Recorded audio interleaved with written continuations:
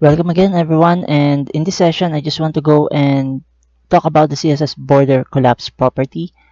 And if you can see here in our documentation, we have some two values that we can use for the border collapse property inside of our tables.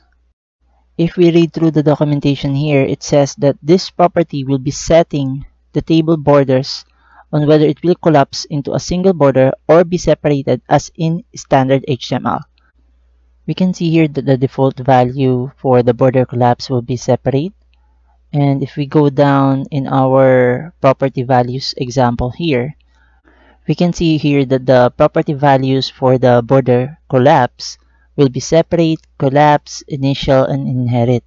And if we go and play this will open this window and it will show us here the display that is similar to what we have in our project. And if we collapse it, you would see that it becomes a single border for each of the table cells. Some of the keynotes that we should be aware of when we are using the border collapse property is the border spacing property.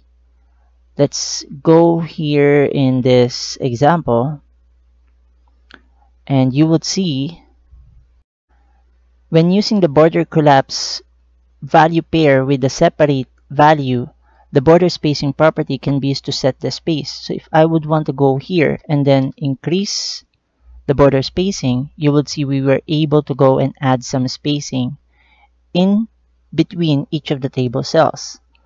However, if we go and try to apply that in the border collapse value pair with the collapse value here, you would see that once we run this, nothing happens because the border spacing property has no effect when we use the border collapse value.